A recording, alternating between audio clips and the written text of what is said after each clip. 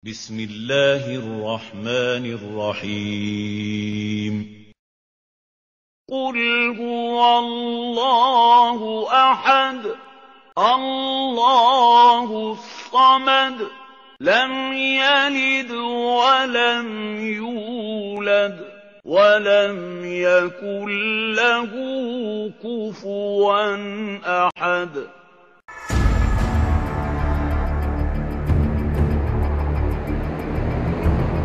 Allah adalah Dewa Bulan dalam ritual agama kaum penyembah berhala. Dan Islam dituduh telah banyak mengadopsi ajaran agama lain.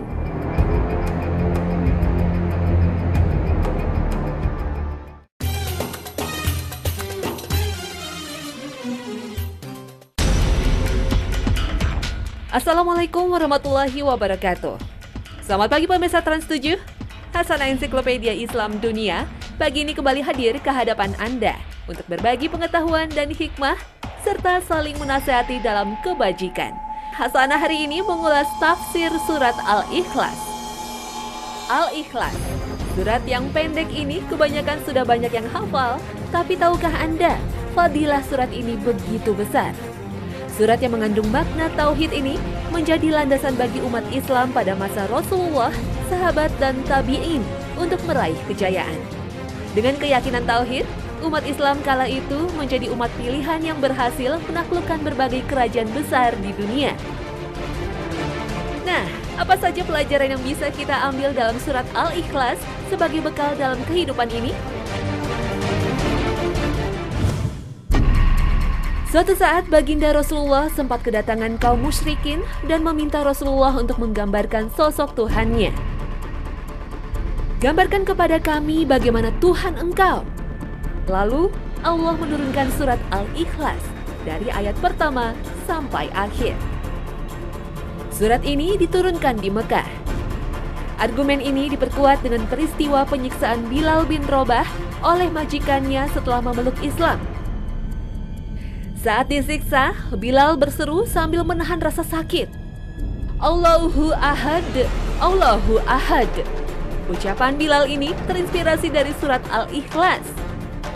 Tapi ada perawi hadis seperti Ibnu Jarir yang berpendapat surat Al-Ikhlas diturunkan di Madinah. Dalam riwayat lain yang datang kepada Rasulullah adalah kaum Yahudi Khaybar. Mereka berkata, "Wahai Abul Qasim, Allah telah menciptakan para malaikat dari tirainya, Adam dari tanah liat yang diberi bentuk, iblis dari kobaran api, langit dari awan dan bumi dari buih air. Oleh karena itu, beritahukan kepada kami bagaimana hakikat Tuhanmu itu." Rasulullah belum menjawab pertanyaan itu, hingga Jibril datang dengan membawa surat Al-Ikhlas. Kontradiksi ini menurut Abu A'la Al-Maududi karena surat ini diturunkan berulang-ulang di Mekah dan di Madinah. Surat Al-Ikhlas terdiri dari 4 ayat dan merupakan surat ke-112 dalam Al-Quran. Surat ini menegaskan keesaan Allah dan menolak semua yang mempersekutukannya. Surat ini disebut juga Al-Asas, At-Tauhid, Al-Iman karena berisi pengajaran tentang Tauhid. Meskipun bernama Al-Ikhlas, tak ada satupun kata Al-Ikhlas yang digunakan dalam ayat-ayatnya. Ikhlas sering dimaknai ketulusan. Keikhlasan atau ketulusan adalah perbuatan hati yang tidak seorang pun mengetahuinya kecuali Allah semata. Inilah ruh dari setiap perbuatan kita. Bisa saja kita berbuat banyak kebaikan, tapi lebih banyak didorong oleh rasa riya, bukan untuk mengabdi kepada Allah Azza wa Jalla.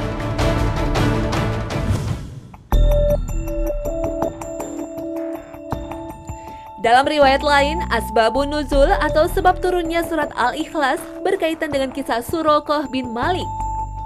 Saat Rasulullah hijrah ke Madinah, kaum musyrikin Arab membuat sayembara. Barang siapa yang bisa menyerahkan Muhammad meski kepalanya saja, akan dihadiahi 100 ekor unta paling mahal dan bagus. Suraqah tergiur dengan hadiah besar itu. Suraqah pun memacu kudanya untuk mengejar Rasulullah dengan pedang siap terhunus. Saat sudah mendekati Rasulullah, kuda Suraqah terperosok seolah-olah kaki kuda itu dihisap pasir gurun. "Ampuni aku Muhammad." Rasulullah kemudian berdoa, untuk membebaskan Suraqah dari jebakan pasir gurun. Setelah Rasulullah melanjutkan perjalanan, Suraqah kembali menyusulnya untuk membunuh Rasulullah dari belakang.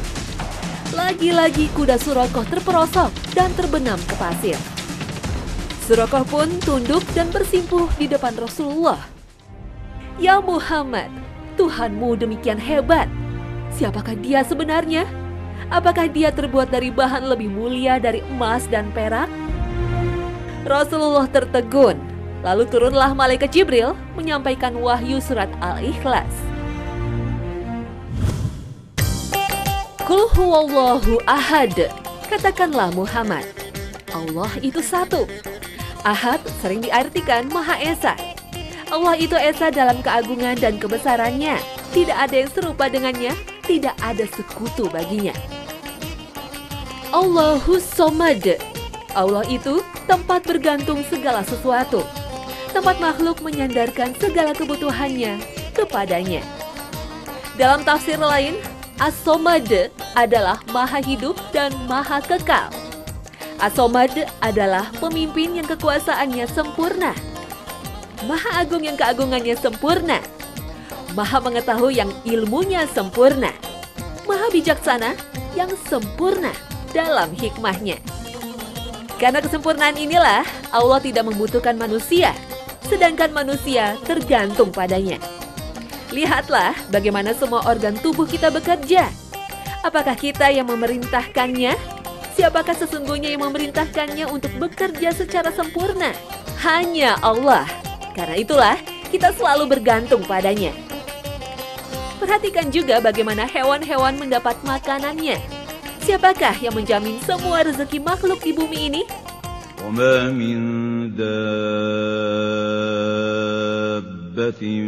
فِي الْأَرْضِ إِلَّا عَلَى اللَّهِ رِزْقُهَا وَيَعْلَمُ مُسْتَقَرَّهَا وَمُسْتَوْدَعَهَا كُلٌّ فِي كِتَابٍ مُبِينٍ. Bumi dan seluruh alam semesta ini bekerja sesuai dengan perintahnya. Semuanya diatur oleh Allah yang maha sempurna kekuasaannya. Lam yalid walam yulad walam yakul lahu kufuwan ahad. Tidak beranak dan tidak pula diperanakan. Dan tidak ada seorang pun yang setara dengannya. Inilah ayat yang membantah keyakinan kaum musyrikin Arab bahwa malaikat itu anak perempuan Allah. Sementara kaum Yahudi menganggap Uzair itu anak Allah. Sedangkan kaum Nasrani mengatakan Al-Masih itu anak Allah. Allah Azza wa Jalla tidak ada yang serupa dengannya. Mustahil baginya memiliki anak sebagaimana makhluk yang membutuhkan anak untuk kesinambungan keturunannya. Dalam surat Al-An'am ayat 101, Allah berfirman, Badi'us samawati wal ard أَنَّىٰ يَكُونُ لَهُ وَلَدٌ وَلَمْ تَكُن لَّهُ صَاحِبَةٌ وَخَلَقَ كُلَّ شَيْءٍ وَهُوَ بِكُلِّ شَيْءٍ عَلِيمٌ. Dialah Allah pencipta langit dan bumi. Bagaimana dia mempunyai anak, padahal dia tidak mempunyai istri? Dia menciptakan segala sesuatu dan dia mengetahui segala sesuatu. Zat dan kekuasaan Allah itu mutlak, melampaui batasan pikiran manusia. Tak ada yang setara dengannya, baik kekuasaan maupun kesempurnaannya.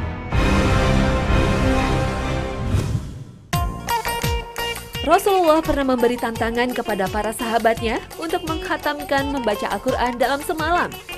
Tidak ada sahabat yang berani dan Umar pun menganggap itu mustahil. Yang mengejutkan, Ali bin Abi Thalib yang saat itu masih berusia muda menyanggupinya. Lalu, Ali pun membaca surat Al-Ikhlas sebanyak 3 kali dan Rasulullah membenarkannya. Membaca surat Al-Ikhlas sama dengan membaca sepertiga Al-Quran. Jadi, jika membaca surat Al-Ikhlas 3 kali, sama dengan menghatamkan Al-Quran. Keutamaan Al-Ikhlas banyak diulas dalam berbagai hadis.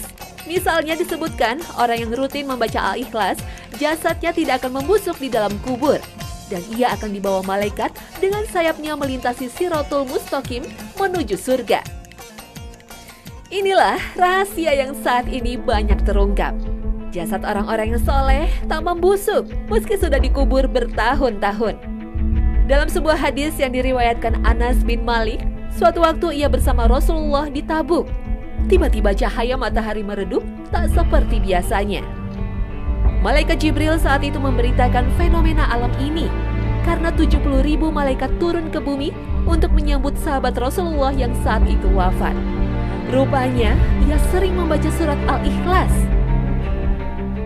Dalam riwayat Ibnu Abbas, saat Rasulullah melakukan Isra Mi'raj, melihat aras di atas 360.000 sendi yang jarak antara sendi selama 300.000 tahun perjalanan.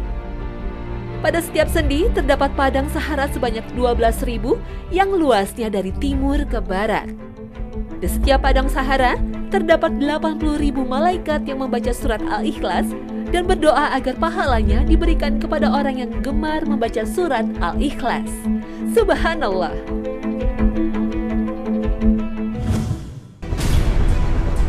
Semua penyiksaan dan penderitaan tidak ada artinya demi mempertahankan keyakinan tauhid. Mereka rela tubuhnya dicabik-cabik daripada kehilangan akidah. Inilah yang sudah dibuktikan oleh para sahabat as-sabiqunal awwalun. Mereka adalah orang pertama memeluk agama Islam dan mengakui kerasulan Muhammad SAW. Inilah beberapa contoh sahabat mulia yang sudah dijamin masuk surga.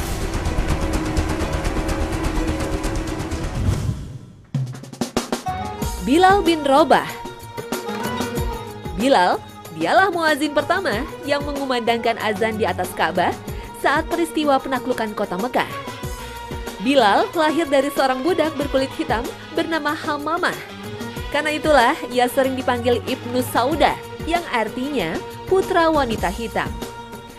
Setelah orang tuanya meninggal, Bilal diwariskan kepada Umayyah bin Khalaf, tokoh Quraisy, untuk menjadi budaknya.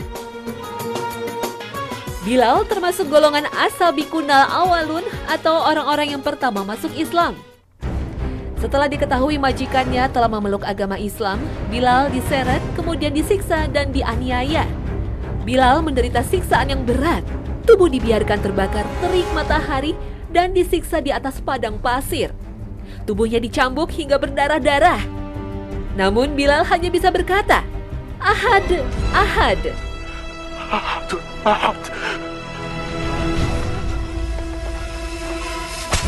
Siksaan bertambah berat.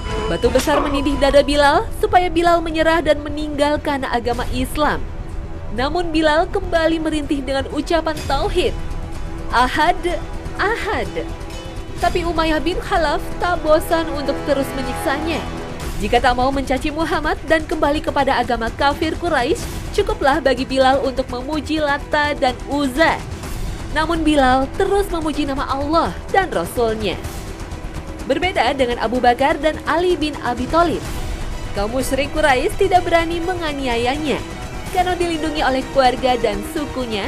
Tapi bagi para hamba sahaya, tidak ada yang membela mereka. Abu Bakar akhirnya mengajukan penawaran kepada Umayyah untuk membeli Bilal dengan harga berlipat 9 uqiyah emas. Berkatalah Umayyah, "Sebenarnya jika engkau menawar sampai 1 uqiyah pun, aku pun tidak akan ragu untuk menjualnya." Dan Abu Bakar pun membalas, "Seandainya engkau memberi tawaran sampai 100 uqiyah pun, maka aku pun tidak akan ragu untuk membelinya." Setelah menjadi orang merdeka, Bilal selalu menyertai Rasulullah kemanapun. Bilal ditunjuk Rasulullah sebagai orang pertama yang mengumandangkan azan setelah selesai membangun Masjid Nabawi di Madinah. Setelah Rasulullah wafat, Bilal tak kuasa lagi untuk mengumandangkan azan. Bilal hanya sanggup menjadi muazin selama 3 hari. Suaranya selalu terhenti karena isak tangis saat hendak mengumandangkan asyhadu anna Muhammadan Rasulullah.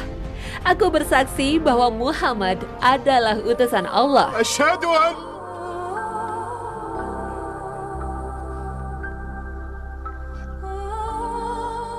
anna Muhammad. Bilal larut dalam tangisan, teringat dengan kekasihnya yang agung yang begitu dicintainya. Asyhadu anna Muhammadan. Keteguhan tauhid juga ditunjukkan oleh keluarga Yasir. Keluarga Yasir juga termasuk golongan yang pertama masuk Islam. Keluarga hamba sahaya ini disiksa dan dianiaya oleh Abu Jahal.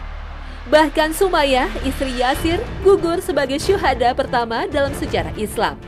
Abu Jahal tak kuasa menahan amarahnya saat caciannya dibalas oleh Sumayyah dan menamparnya. Abu Jahal pun langsung menghujamkan tombak ke perutnya. Dengan keyakinan tauhid, Yasir beserta istri dan anaknya, Ammar, menahan siksaan di tengah gersangnya padang pasir. Pada suatu hari, Rasulullah mengunjungi mereka, kemudian Ammar memanggilnya. "Wahai Rasulullah, azab yang kami derita telah sampai puncak." Maka Rasulullah berkata, "Sabarlah wahai Aba Yaqdon, sabarlah wahai keluarga Yasir.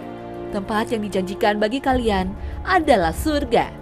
Rasulullah sering berkunjung ke tempat disiksanya keluarga Yasir dan mengagumi ketabahannya. Suatu saat orang-orang musyrik membakar tubuh Ammar bin Yasir dengan api.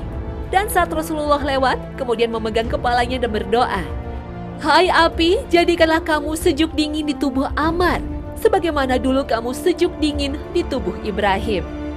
Inilah ujian yang besar bagi orang-orang beriman, sebagaimana Allah berfirman, أحسب الناس أن يتركوا أن يقولوا آمنا وهم لا يفتنون. Begitu beratnya siksaan yang dirasakan Ammar hingga ia sering tak sadarkan diri. Dan saat Ammar dipaksa untuk memuja berhala-berhala mereka, Ammar pun berucap tanpa sadar. Setelah siksaan berhenti, Ammar baru tersadar apa yang diucapkannya. Dan ia menangis membayangkan azab Allah yang akan diterimanya. Saat Rasulullah menemui Ammar, beliau menghiburnya sambil tersenyum. "Jika mereka memaksamu lagi, tidak apa, ucapkanlah seperti yang kamu katakan tadi." Kemudian Rasulullah membacakan sebuah ayat dalam surat An-Nahl. "Kecuali orang yang dipaksa, sedang hatinya tetap teguh dalam keimanan." Ammar mendapat kedudukan istimewa di mata Rasulullah. Rasulullah bersabda, diri Ammar dipenuhi keimanan sampai ke tulang punggungnya. Ia selalu terlibat dalam berbagai peperangan besar bersama Rasulullah melawan kaum kafir.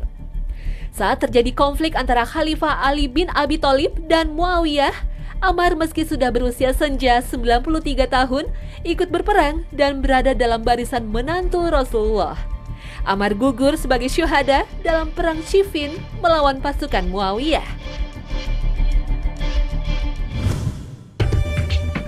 Kisah keteguhan tauhid ditujukan oleh umat Islam generasi awal. Berbagai kemenangan berhasil diraih umat Islam. Berkat pertolongan Allah, pasukan Rasulullah mengalahkan pasukan kafir yang berjumlah lebih besar. Ahadun ahad. Ahadun ahad. Ahadun ahad. Ahadun ahad. Inilah ucapan yang menjadi daya magnet kekuatan bagi umat Islam. Allahu ahad, Allahu ahad. Setelah Rasulullah wafat, kepemimpinan dilanjutkan para sahabat utamanya, Abu Bakar Siddiq, Umar bin Khattab, Utsman bin Affan, dan Ali bin Abi Thalib. Pada masa kepemimpinan Umar bin Khattab, kekuasaan Islam bertambah luas hingga Persia, Mesir, Syam, Irak, hingga Azerbaijan. Pasukan Islam berhasil menaklukkan Suriah dan Palestina yang saat itu menjadi bagian dari Kekaisaran Bizantium. Dalam Perang Yarmuk, pasukan Islam yang dipimpin Khalid bin Walid berhasil mengalahkan kekuatan militer Bizantium yang sangat terkenal. Menjelang tahun 641 Masehi, pasukan Islam telah menguasai seluruh Palestina dan Suriah. Perluasan kekuasaan Islam juga menyebar hingga Iran. Dalam pertemuan Qadisiyah pada tahun 637 Masehi, pasukan Islam berhasil menaklukkan Kekaisaran Persia. Dan berbagai penaklukan terus menembus seluruh wilayah Iran hingga Afrika Utara. Inilah kejayaan Islam yang telah dibuktikan oleh para sahabat Rasul yang memegang teguh keyakinan tauhidnya. Kalimat tauhid yang berupa kalimat Allahu Ahad dan Allahu Somad biasa ditulis dalam uang dinar pada zaman kekhalifahan Islam. Kalimat ini sebagai slogan negara Islam bersama dengan dua kalimat syahadat. Kalimat ini menjadi kekuatan bagi umat Islam sekaligus pengingat harta dunia bukanlah tujuan hidup yang sesungguhnya. Hidup di dunia hanya sementara, dan harta hanya sebagian sarana untuk mengabdi kepada Allah. Hanya kepada Allah lah tempat bergantung, bukan kepada dunia, apalagi hanya sekeping dinar. Keyakinan tauhid inilah yang telah membawa umat Islam menjadi pemimpin dunia. Namun, jika keyakinan tauhid ini sudah bergeser sesuai dengan sunatullah, Allah membalikan umat Islam menjadi umat tak berdaya. Di manakah posisi kita saat ini? Mampukah kita mengembalikan kejayaan yang dulu pernah kita raih? Keyakinan tauhid adalah sebuah anugerah dan hidayah dari Allah. Allah berfirman, وَالَّذِينَ اهْتَدَوْا زَادَهُمْ هُدًى وَآتَاهُمْ تَقْوَاهُمْ. Dan orang-orang yang mau menerima petunjuk, Allah menambah petunjuk kepada mereka dan memberikan balasan ketakwaannya. Hidayah mutlak milik Allah, tapi hidayah Allah juga tergantung pada proses ikhtiar yang dilakukan manusia. Karena Allah sesungguhnya sudah membekali fitrah manusia untuk menerima hidayah, yaitu berupa akal yang bisa membedakan antara yang baik dan buruk. Akal juga berupa hati nurani yang disebut kolbu. Kolbu ibarat sebuah cermin. Jika cerminnya retak atau kotor, maka kita tidak mampu berkaca dengan sempurna. Nabi mengingatkan, jika seseorang melakukan kemaksiatan satu kali, maka akan timbul titik hitam pada hatinya. Inilah yang sesungguhnya menodai tauhid kita. Karena orang yang bertauhid akan memiliki keyakinan seluruh hidupnya akan berada dalam pengawasan Allah Azza wa Jalla. Nah pemirsa, inilah makna tauhid seperti yang diuraikan dalam surat Al-Ikhlas.